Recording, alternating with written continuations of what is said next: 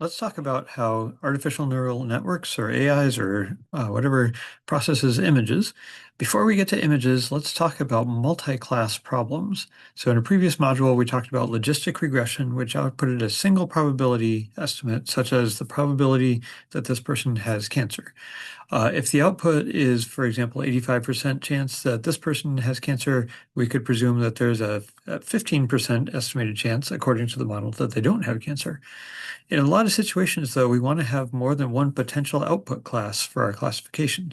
For example, we might want to have the model output something like this: 23% chance of no cancer, 21% chance of stage 1 cancer, 17% chance of stage 2 cancer, and so forth.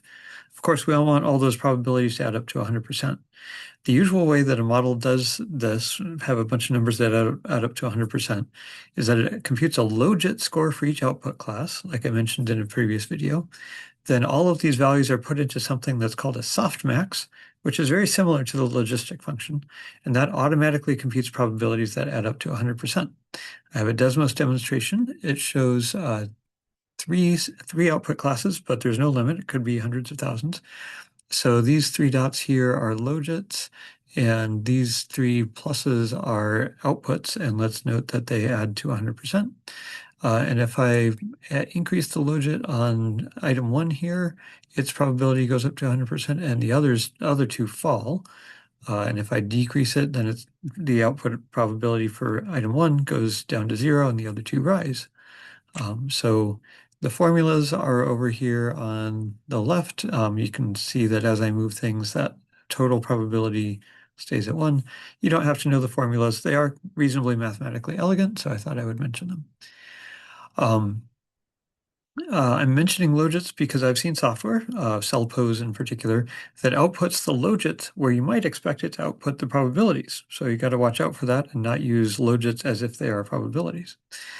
In some image processing contexts, models get rated by whether their true answer, like it's a stop sign, whether the true answer, it's a stop sign, is among the top 5 predictions of the model, in addition to getting rated on whether it's their top highest probability prediction. Can you think of some upsides to this and maybe some downsides? Take a minute, pause the video. Well, I asked an AI about it, of course, and here's a condensed version of what it said. It seems believable to me that if an image contains both a plant and an animal, maybe the human labeler chose to say it's mainly a picture of a plant. Maybe the AI model rated animal the highest and plant was second highest. We should give it some partial credit, maybe. Also, some image recognition contests have classes that are very hard to tell apart, like different types of terrier dogs, or this kind of retriever versus that kind of retriever. Allowing some inaccuracy there seems acceptable to me. A downside is that if you say this got an accuracy of 83% and don't say that it's top 5 accuracy, people might think that you meant top 1 accuracy and have a wrong impression of how good the AI is. Also thinking about multi-class problems here, let's talk about something called a confusion matrix. We've often talked about false positives and false negatives and true positives and true negatives, but that all kind of presumes that there are only 2 classes, like this thing is here versus this thing is not here. What if we have more than 2 classes? To understand a bit of what's going on, we often make a table that tallies up the predictions versus the actual classes. Let's say we're trying to classify pictures, and each contains either an eagle, hawk, or vulture, and we're pretty sure that no picture contains more than 1 bird, and each picture contains at least 1 bird. Each row in our matrix here is about what the picture truly contains. So it truly contains an eagle, or it truly contains a hawk, for example. And each column is about what the AI predicts that the image says. So it's saying this is its top 1 prediction. What is the most likely thing that it said? So this table is called a confusion matrix, and it's a good way to investigate the accuracy or whatever of a model. So think about what numbers do we ideally want in the body of the matrix here. So you could look at the row totals I've put in, just imaginary. So for this first row here, we've got 20 things that are actually equals. How do you want those 20 things to be distributed across this row? You'd probably say I want all 20 of them to be actually predicted as eagles, and 0 of them to be predicted as hawks, and 0 as vultures. For the 25 that are actually hawks, you probably want 0 of them predicted as eagles, and all 25 predicted as hawks, etc. And you'd want this one like that.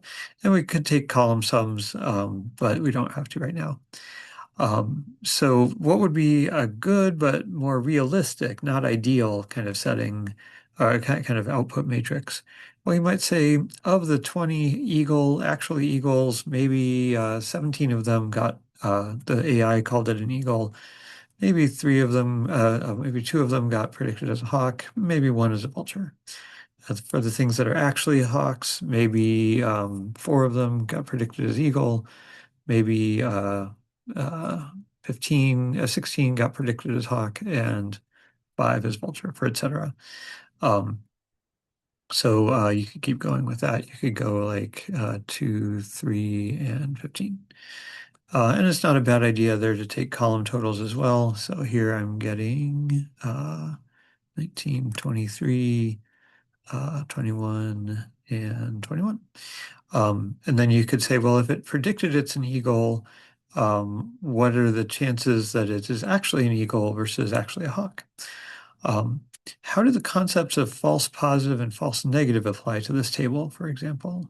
Think about that for a sec.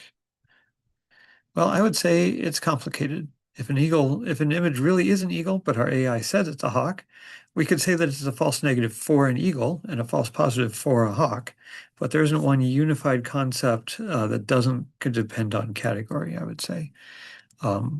So we could have an accurate prediction and then all the inaccurate predictions in a lump, kind of.